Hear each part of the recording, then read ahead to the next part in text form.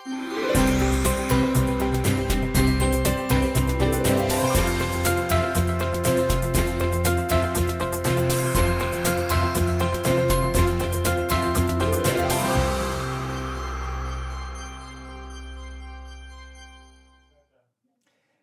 soboto v maju je tradicionalno čas za maraton treh src v Radencih. V današnji oddaji Aktualno je z nami Marko Pinterič, predsednik organizacijskega odbora Maratona treh src. Marko Pinterič, dober dan, in pred nami je 43. maraton treh src. 43 je zelo lepa in visoka številka. Maraton pa je prav tako odmeven ne samo na domačih tleh, ampak tudi širše oziroma mednarodno. Ja, lep pozdrav. Seveda, to je eden najstarejših maratonov v jugovzhodni Evropi. Najdaljša tradicija, 43 let, se pravi plus še 2 leti v koroni, ko smo imeli virtualne izvedbe. In ja, dejansko smo zelo široko prepoznavni, kar vsako leto potrjuje tudi udeležba iz kar nekaj držav. Tako da ja, se trudimo biti vsako leto boljši in verjamem, da nam to tudi uspeva. Udeležba iz velikega števila držav je prav gotovo dobra iztočnica, kajti gostili smo res tekače in tekačice iz neverjetnega števila držav in skoraj neverjetnih kontinentov. Lahko v letošnjem letu naštejete koga, recimo, ki prihaja iz zelo daljnih krajev? Ja, tudi letošnje leto imamo prijavljene tekače iz, lahko rečem, kar drugih kontinentov. Južna Amerika, letos Argentina, Peru, Urugvaj. To so dejansko tekači, ki iščejo teke, maratone predvsem, recimo, ki so malenkost bolj eksotični, ki niso neki mainstream v teh večjih državah, ki so recimo temu butični maratoni. In dejansko se prijavljajo, največ je to posledica našega članstva v AIMS, to je svetovno združenje tekov in pa maratonov, kjer smo zdaj že kar nekaj let člani in se seveda tudi tam oglašujemo, tam smo vpisani in potem, kot rečeno, taki tekači iščejo butične maratone in potem pridejo res iz zelo, zelo oddaljenih držav. Govoriva o maratonu, ki je odmeven, in številke tudi kažejo na to, kajti vsako leto je nekje tekmovalcev več. Ja, sicer še nismo tam, kot smo bili pred korono, ampak ja, glede na lansko leto imamo kar 15 do 20% več prijavljenih tekačev. Tako da očitno se je to razmišljanje tekačev za velike prireditve, za večje prireditve, recimo malenkost sprostilo in so tekači tudi začeli prihajati nazaj na te prireditve. Kar pa nas zelo veseli, pa je to, da je število mlajših tekačev recimo precej višje, kot je bilo v času pred korono. Ravno danes sem pogledal povprečno starost, ki je 31 let tekača. Sicer tukaj lahko so vračunani tudi naši najmlajši tekači, ampak vseeno starost se niža, kar pomeni, da so mlajši začeli prihajati na maratone. In pa verjamem, oziroma koliko smo tudi na drugih maratonih opazili, je tudi tam viden ta napredek recimo v starosti tekačev.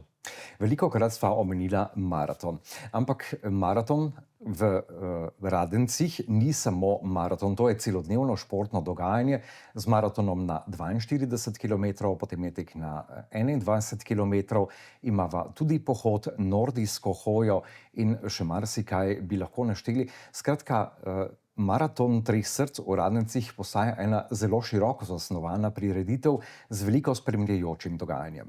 Tako je. Dejansko je maraton treh src bil tudi zgodovinsko gledano eden prvih, ki je bil športno in pa še kaj drugega.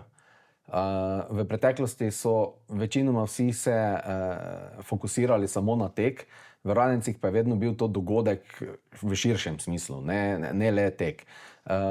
Ja, imamo progo 42 km in 21 km, ki potekata čez Avstrijo, 10-kilometrska proga, 5-kilometrska proga, ki potekata v okolici Radencev, potem imamo nordijsko hojo, potem tek otrok, se pravi otroški tek veveričk in srčkov, tek skuški, tako da res je dejansko celoten spekter družinski zajet v našem maratonu. To pomeni, da dejansko lahko pride družina in se zabava čez celi dan pri nas. Seveda, dogajanje na odru je vsako leto zanimivo, nastopajo gimnazijski bendi v dopoldanskem delu, tako da je ta celoten del dejansko poskrbljeno celi dan za cele družine. Vsekakor pa še zvečer, ko se otroški teki končajo, še imamo letos prvič recimo temu otroško animacijo z Vilo, Ekseno in superjunaki. Govorimo o 10 superjunakih, govorimo o Batmanu, Supermanu in ne vem, kaj še vse pripeljejo, Pocahontas pride tudi. Tako da bo ta del še zanimiv tudi za otroke.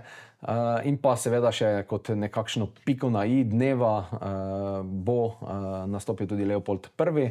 in II. Tako da verjamem, da bo ta tudi športni del zvečer super zaključen. Govorila sva o športnem delu, o veliko delih in maraton je dobesedno mednaroden. Rekli ste, da poteka trasa skozi Bad Radkersburg oziroma skozi sosednjo Avstrijo. Tudi to sodelovanje je zelo dobro in poteka že veliko let brez kakršnihkoli težav. Ja, tako je. Proge 21 in pa 42 km potekata skozi Avstrijo, se pravi v Radgoni, v avstrijsko Radgono, čez mejni prehod oziroma čez most na Muri, in pa skozi Bad Radkersburg in pa potem proti Žetincem, se pravi Zicheldorfu, in pa v Gederovcih na slovensko stran. Ja, sodelovanje sedaj že poteka drugo leto po koroni, prej smo že imeli tudi sodelovanja. Začetki tega sodelovanja pa že segajo tam v 90-ta leta oziroma konec 90-ih let, ko so dejansko naši organizatorji že takrat široko gledali na celotno zadevo in mednarodni maraton dejansko postavili na mednarodno sceno z tem prehodom meje. Je pa recimo letos nekaj več kot 8 km proge po Avstriji. Potem, poleg maratona, z maratonom skrbimo za zdravo življenje oziroma za zdravje ljudi, kar pa zahteva tudi zdravo okolje. V sodelovanju z gimnazijo Franca Miklošiča iz Ljutomera poskrbite za to, da bi bilo odpadkov čim manj, oziroma se trudite, da bi bil tako imenovani zero waste oziroma maraton postal prireditev brez odpadkov. Tako je. V sodelovanju z gimnazijo Franca Miklošiča, Ljutomer, in pa seveda z glavnimi organizatorji Zero Waste, to so Ekologi brez meja, sodelujemo zdaj že tretje leto. Dejansko gre za značko Zero Waste. Seveda vsem je jasno, da Zero Waste brez odpadkov takšne prireditve se ne da narediti. Seveda stremimo k temu, da je odpadkov čim manj in pa predvsem to, da se pravilno ločujejo. Zato poskrbi Zelena straža iz gimnazije Franca Miklošiča, ki dejansko zelo dobro delajo, opozarjajo ljudi, kam kaj ločiti, in verjamem, da bomo tudi letos si to značko priborili. Govorila sva o tem, da je letošnji program malce bolj osredinjen na družine. Za otroke ste omenili, da pride Vila Eksena z spremljevalci, potem je Leopold I. in II. Skratka, dogajanje se bo prevesilo daleč v popoldan oziroma v pozen večer. Tako.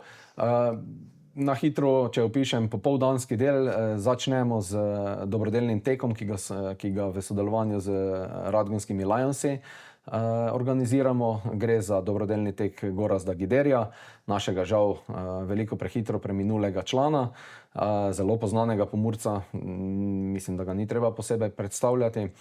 Potem nadaljujemo z tekom s kužki in pa potem tek otrok. Se pravi, to bo v popoldanskem delu po 4. uri.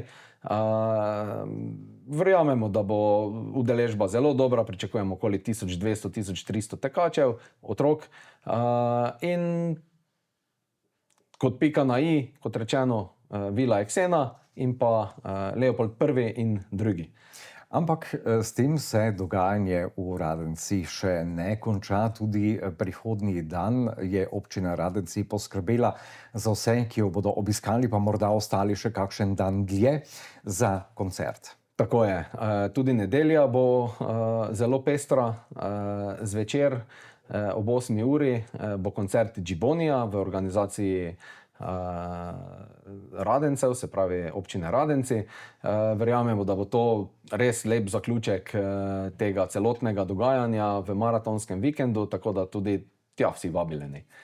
Torej, če zdaj zaokroživa tale najin pogovor, maraton je zaključen oziroma prijave so zaključene, lahko pa se pridružimo pohodu, ki je brezplačen, ampak seveda tudi ni ravno lepo, ko pridemo zadnji trenutek. Ja, seveda. Vsekakor je potrebno upoštevati zapore cest, ki so v času maratona, tako da če se odpravljate v Radence, vsi občani občin, kjer potekajo naše proge, boste dobili tudi na dom letake z urami zapor cest. Tako da potrebno se je pač temu prilagoditi. Verjamemo, da nekih velikih težav zaradi tega ne bi smelo biti, vseeno so ljudje že kar navajeni. Prosimo seveda za neko toleranco pri tem, navodila rediteljev, policije in vseh ostalih, ki zagotavljajo zaporo ceste. Tako da, ja, pravočasno na pot, vabljeni v Radence, celodnevno dogajanje, se vidimo 17. maja v Radencih. Marko Pintarič, najlepša hvala. Naš gost v današnji oddaji Aktualno je bil Marko Pintarič, predsednik organizacijskega odbora Maratona Treh src.